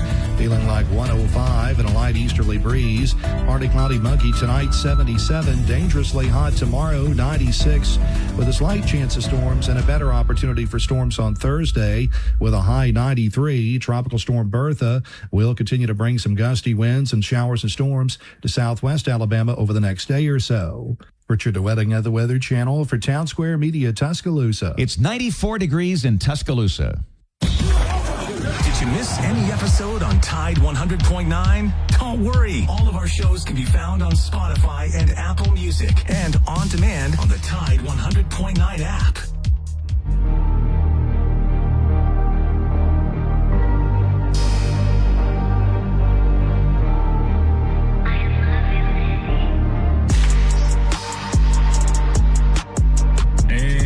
Back into this Talking Tuesday edition of the Miller's Edge. Tide 100.9, 1230. WTBC, big thanks to Clint Lamb from Cover Crimson who joined us on Tuesdays. Really good conversation. I'll end up clipping that and posting that separate. That was a great conversation. We had some great answers from Clint on a number of good questions that I feel like are very relevant pertaining to Alabama in 2026. Let's read some of these chats that we're trying to catch up on. I see we got one from Money. It says, we have small receivers and that hurts perimeter runs. I don't think it's always about the size. I mean, of course, a bigger receiver you would assume is going to be able to provide a little bit more physical presence when it comes to run blocking. But as much as we do run on the perimeter, you're 100% right. You have to have willing. I'd rather use the word right here, Reed, willing. And the reason I say that is kind of like cornerbacks, they don't want to tackle. Majority of receivers don't want to block. They're not going to give you a bunch of effort. But when you see or have guys that do, I'll give you an example, man. Darius Stewart, somebody that I played with, physical receiver, and a guy that he just had the mentality where if he was getting the ball, he was trying to physically go get the football. And when he was running, he was trying to, he wasn't like a shy away from contact guy. I mean, he was scrappy. He would fight you. And then when it came time to block, I mean, he put as much effort into his blocking as he did when it was his number being called to receive the football. The more guys you can have like that, oh man, it's a beautiful thing. And we talk about explosive runs, that helps, right? Like typically when you're blocking up front, right? This is the way football works. I mean, it's a numbers game. So you're trying to get as many numbers as you can. Sometimes there's going to be a free hitter. I mean, that is what it is, right? Defensively, like whether the coverage, if it's, single high coverage, you have a safety down, that's another guy in the box. You're not always going to be able to match up. So on the second level, the point I'm making is normally, the guys up front on the first level, you got enough guys to block those guys that are on the line of scrimmage, unless it's some situation where everybody's crowded on the line of scrimmage, a little bit different, which is very rare. So what I'm getting at is it's so important to have second level activity, meaning whether that's safeties that are down, right? Whether it's a linebacker, you got to be able to get to the second level because that's really what separates a run being a 3, 4, 5 yard gain or a guy breaking it for a much bigger, 15-plus yard game, which we would consider an explosive play. So I don't know about, and to your point, Money, I would say, Cedarian Morgan, he's a big receiver. What's his name? I know he's skinny, but tall guy. Drawing a blank on his name, man. I can't remember his name. Anyway, Derek Meadows just came to me. He's a bigger guy. Lots here, smaller. Ryan smaller. He's put on some weight. He looks a lot better than he did. But yeah, I mean, I think we got a nice little balance. Rico Scott is built, by the way. I don't know if you guys have like seen Rico. Rico is not small. I mean, he might not be super tall, but Rico is not small. But I think it really boils down more to effort because they're really blocking corners / sometimes safeties. They should be able to hold their own. That's more about effort. And blocking isn't always about physically manhandling somebody. There's something we call position blocking, right? And what position blocking is you are using your body to be in a position to basically just, restrain that person or keep that person out of the way, right? And that is, it's an effective form of blocking, which it can be, even offensive linemen can sometimes do that. Position blocking, a lot of tight ends kind of do it because tight ends are bigger guys, but a lot of times they're soft. They don't really like to block. So tight ends, what they'll do is they'll just try to position block, meaning, hey, I'm a C-gap player. I'm trying to just put my body in the C-gap and keep you out of the C-gap. I'm not looking to maul you. I'm not looking to pancake you. You're probably going to kind of jack me up a little bit. But as long as I keep you out that C-gap, I did my job. Yeah. You can kind of expect that from some receivers as well. Not every single receiver has to go manhandle a DB. I mean, defensive guys, they're expected to be more physical than the offensive guy anyway. But if you can at least go use your body and position yourself to keep somebody out of a certain area, because remember, a block doesn't always have to be from the entirety of the play. Sometimes it's just a matter of, hey, you're running, you got your back hitting that alley, you got somebody coming down, right? If he's already kind of he's in his stride, he's running, you kind of get there and you're there for about a second and a half, just enough for that back to kind of get past him or make a move. You know what I mean? So that's why I like to say, like, sometimes I lean more into your willingness, your commitment to doing it. It might not be pretty. You might get beat up a little bit, thrown around, but as long as you make the block and keep him from making the tackle, that's all we care about. Go ahead, Reed. No, yeah, I was just going to say, sometimes it's not even about really ever winning. You're not trying to win against the DB when it comes to, position blocking. It's more so just preventing them from winning in that sense. And so, and to your point about blocking, it's really about kind of like the Ardarius Stewart, like you were talking about, just the effort that you put into, if you're going to try to get the ball, you put into blocking. That's one of those things that, like you said, willing, but it's willing to put in the effort and consistency every play. And that's why culture and having the right guys is so important, because here's the thing, right? You can go pay a wide receiver millions of dollars, and he's going to make tons of plays for you, I'm sure, through the air, make all types of contested catches. And, of course, it's beautiful. It's a big deal to have. But you also have to have guys that are willing to go do the dirty work, man. Like in 2015 when we won the national championship, like, don't get me wrong, we had Calvin Ridley. He was young Calvin Ridley. That was Calvin's freshman year. Granted, he was older for a freshman, but it really was him, like Rob Foster, who was, a speed demon. But, Rob was a really good player. But you get my point. Like, we didn't necessarily have the rideouts that year. But what we did have, we had a bunch of guys that were willing, man. And they would put the team first. And just that mentality itself, it rubs off on all the other groups. And like I said, man, good things happen when you have guys that are willing to play for the guy beside them, which I know this staff does a really good job of trying to enforce that. They really want to build that type of culture. And I think it does go a long way. So this is my thoughts on that. But great point, though. Great talking point. All right, we got to hit a timeout. We come back. We keep covering SEC Media Days. Again, day number 2 in the books. It's not in the books. It's currently going on. We're talking about it right now. We got some more clips to play. We'd love to get y'all's thoughts on what we're talking about. 205-342-9904 is the number to the show. We got to hit a timeout. We come back. We keep on rolling right here at Tide 100.9, 1230. Pain and more. No referral? No problem. Search DCH Spine Care on Google.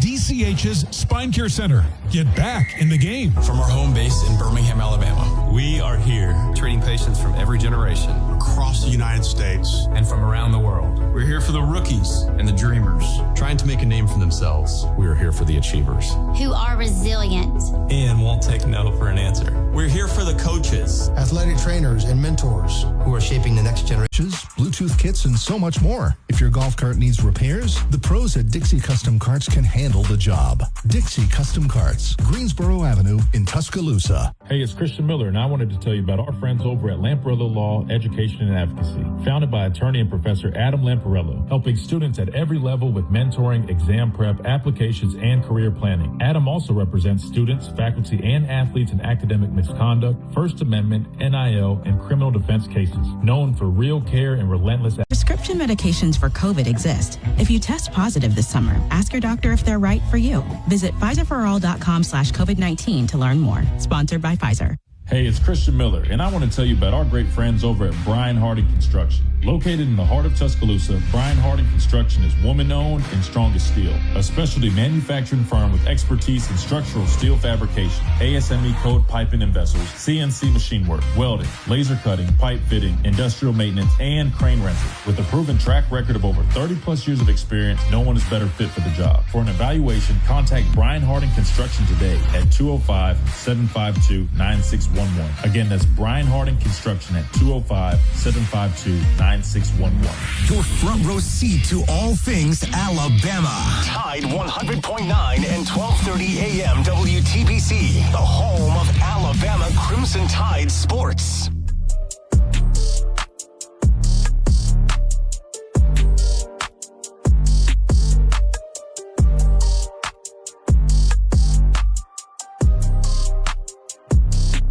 And welcome back into this Talking Tuesday edition of the Miller's Edge. Tide 100.9, 1230, WTBC. Here's a quick clip. This is from Paul Feinbaum. He was talking about college sports, the Protect College Sports Act. A lot of people, a lot of programs, I should say, not fully on board with it. Of course, it features a lot of really good things and a lot of, I guess, good changes for the sport. But there's also some things that people are a little concerned with. And we're hearing talk about SEC, even the Big Ten, potentially breaking off and forming their own league, their own deal, and doing their own thing. This is what Paul Feinbaum had to say regarding this whole subject.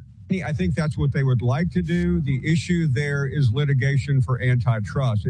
If the Big Ten and the SEC suddenly formed a super league, they would get destroyed in court. And that's really the issue, because all these players are going to court for their 6th, 7th, and 8th year of eligibility. We saw Sorsby do it in the gambling case. So I think everyone has to stay on their own terms, the Big 12, the Big 10, the ACC.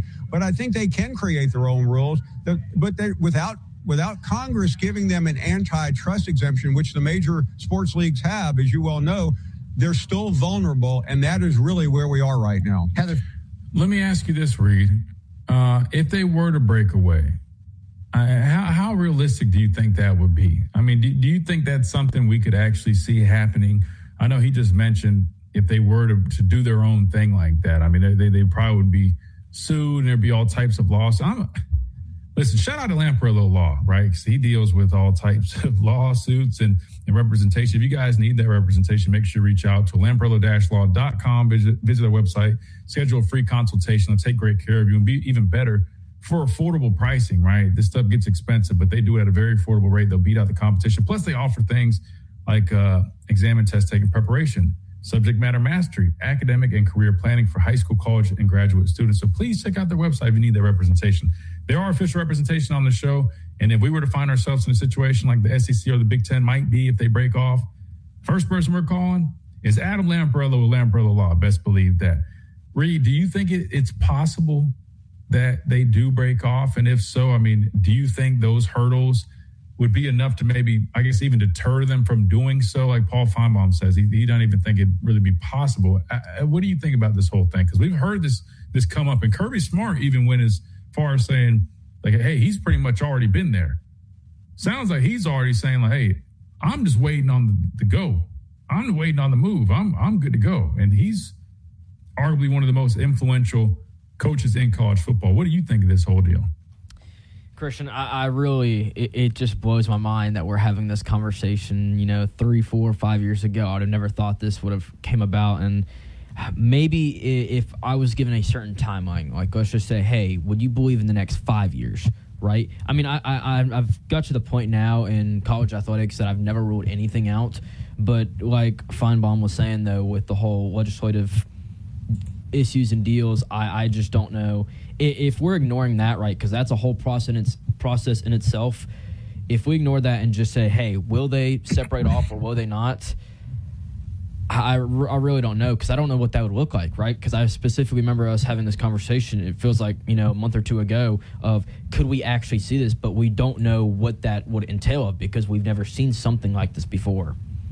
No, I agree. It would be it would be interesting. Let me ask you this. If say hypothetically that did happen, which one would you prefer? Would you prefer it be the SEC breaks off and they do their own thing entirely? Currently, you have 16 teams. You could just play within the conference.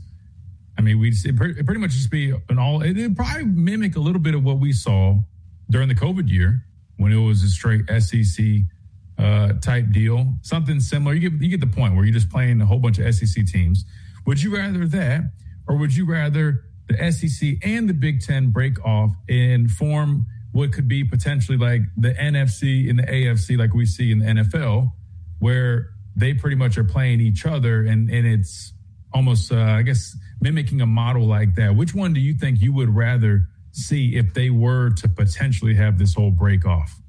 Oh, Christian, I'd way rather see, the SEC and the Big Ten, get the two premier conferences in all of college football and just throw them at them, like you said, AFC and NFC. I think that'd be pretty fire. I think so, too. If they make it like the NFC, AFC type deal, I think it would be dope. I mean, at this point, you're already paying guys. I know there's some minor differences, but it feels almost like a professional league. I mean, you might as well just take that leap of faith at some point if we can't figure things out. I mean, I get what they're trying to do in Congress is to help the sport, help the game, and not just football, but all athletics in college. But, I mean, if this many people, Reed, are coming out and they're not fully on board with it, again, I've read it. I get for the most part what they're saying, but I trust their judgment on it. And if that many people feel that strongly about it, then clearly we probably need to pause a little bit and make some revisions. But I haven't heard any updates just yet. And so could this talking point maybe just be used as leverage for them to make those changes? I wouldn't be shocked if that's the case. Maybe they're intentionally kind of putting this out there so the people in Congress and on that committee can say, hey, they're trying to do this. Now, like Paul Feinbaum mentioned, it could lead to lawsuits, but maybe that could be used as leverage and maybe speed them up on making these revisions. I guess we'll have to see. We got to hit a timeout. When we come back, we got one final segment on this Talking Tuesday edition as we continue covering SEC Media Days. Remember, tomorrow, Alabama will be on the podium. So high quality ingredients. We want to say, that sounds great. We've been doing that since 1974. Under the biggest cactus in town, Taco Casa. Coming up on The Game with Ryan Fowler. Hey, coming up on the Tuesday edition of The Game, we'll talk to the commissioner of the Southeastern Conference, Greg Sankey, stops by. We'll talk to Mike Detillier, WWL, the Big 870. J.D. Piquel from Home 3. We'll visit with him right here on Tide 100.9, 1230. WTBC, your home of Alabama Crimson Tide Sports.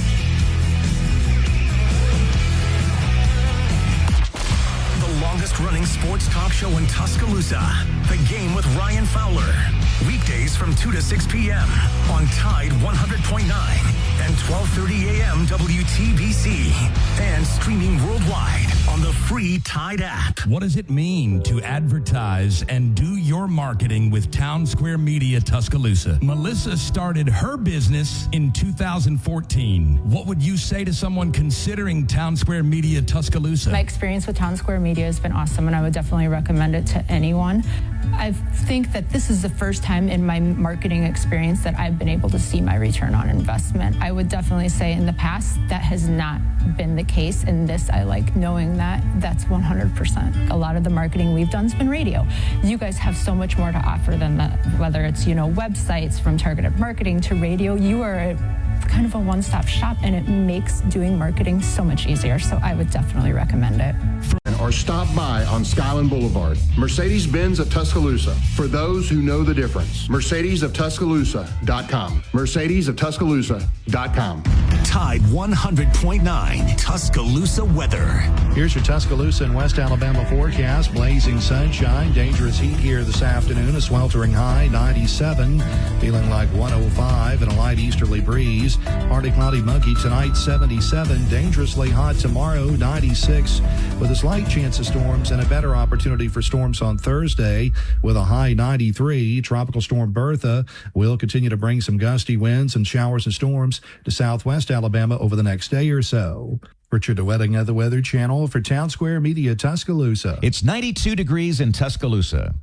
Breaking news, bold opinions, and pure Crimson Tide spirit. Tide 100.9 and 12:30 a.m. WTBC.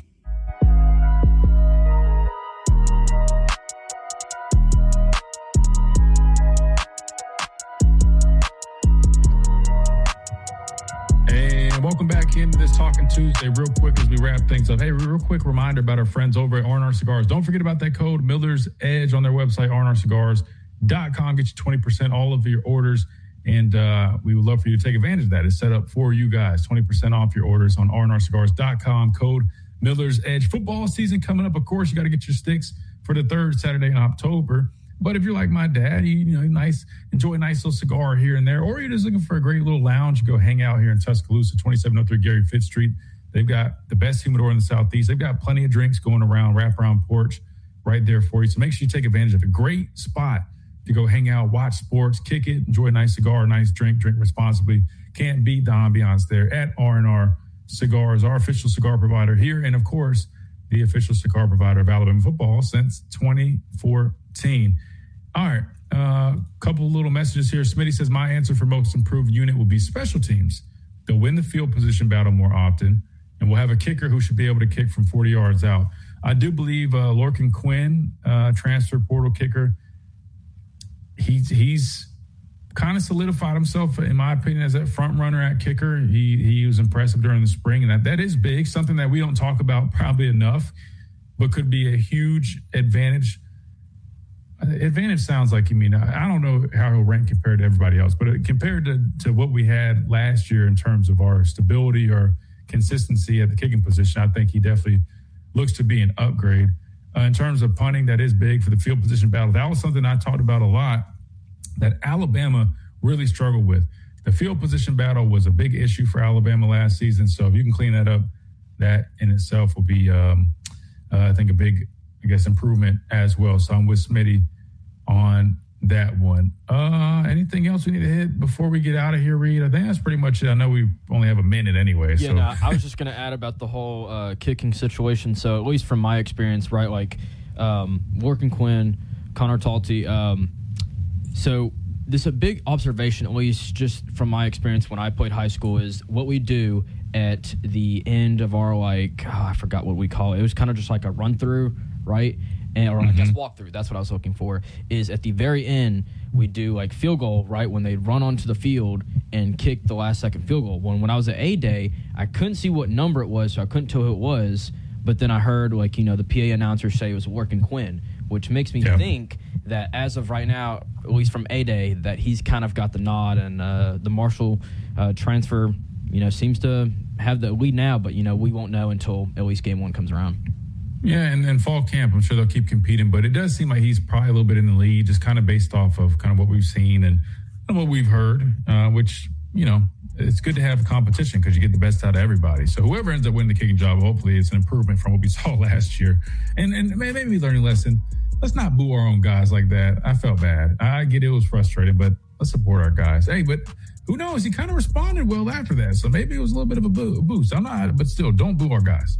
But maybe it did give him a little bit of a boost. All right, we got to get out of here. Tomorrow will be day 3 of SEC Media Days. You know what that means. Alabama will be taking the podium. We'll be covering it live or going back and reacting and listening to it and talking about it. Plenty of clips we'll cover from Kalen DeBoer, Ryan Coleman-Williams, Xavier Brown, and Bray Hubbard. That'll do it for us on this Talking Tuesday. Big thanks to everybody via radio, via all of our streaming platforms. Shout out to YouTube. We hit 5K. Keep running it up. Next stop, 10K. We appreciate you guys, and we'll see you tomorrow right here on the Miller's Edge, Tide 100.9, 1230, WTBC.